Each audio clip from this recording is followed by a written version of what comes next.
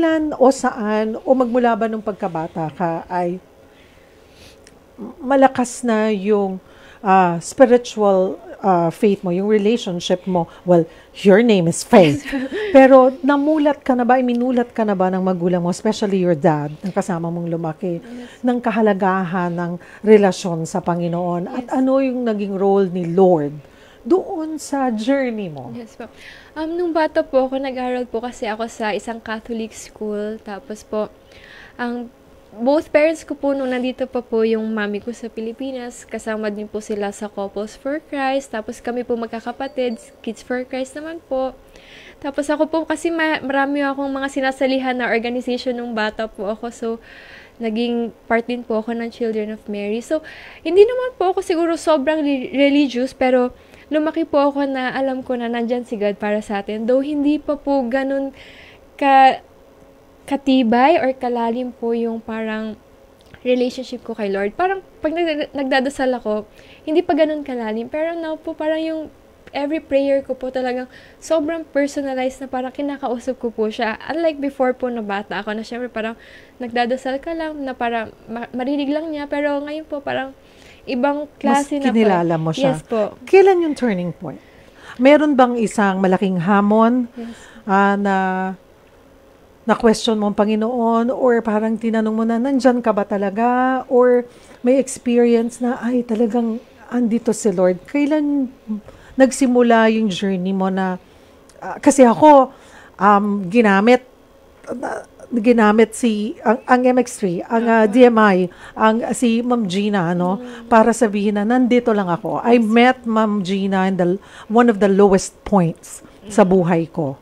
And parang noong nakilala ko siya at pina-attend niya ako ng service, it was God talking to me, saying na, you worry too much, anak.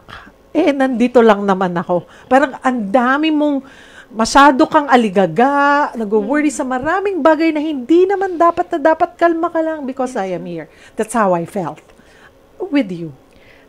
Siguro po for me, nung high school po ako, kasi doon po yung time na naghiwalay yung parents ko po. Though yung mami ko, simula mga 6 or 7 years old po ako, wala na siya sa Philippines, pero naghiwalay po sila, nasa high school na po ako.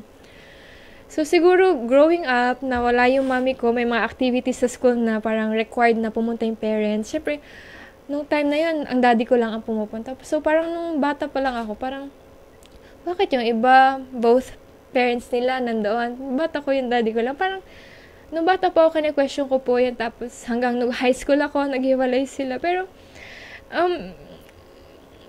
isa po siguro yun sa, nagpatatag din sa akin. Kasi parang eldest din po ako sa family. Tapos, yung daddy ko lang yung kasama ko. So, parang, nung time na yun, nakita ko na, lahat kami magkakapatid. Parang, nasasaktan kami. So, parang doon ko kine-question si God na, bakit kami pa? Bakit nangyari pa sa amin to? Kasi parang unusual po sa school namin na parang yung mga family nila parang broken.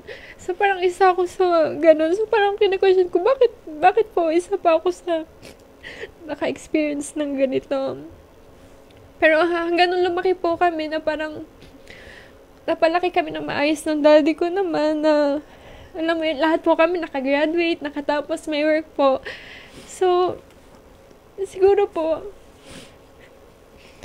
even though na madami kaming challenges na na-experience, nung nakita ko po na lahat kami lumaki na maayos, lumaki na may takot sa Diyos, parang pinaparamdam sa akin ni Lord na, tingnan mo, kahit ganyan yung pinagdaanan nyo, tignan nyo kayo ngayon, okay kayo, hindi kayo parang napaniwara or something po. So, sobrang happy ako na even though ganun po yung experience namin. Nagabayan po talaga kami ng daddy ko and ng relatives po namin na lumaki ng maayos po.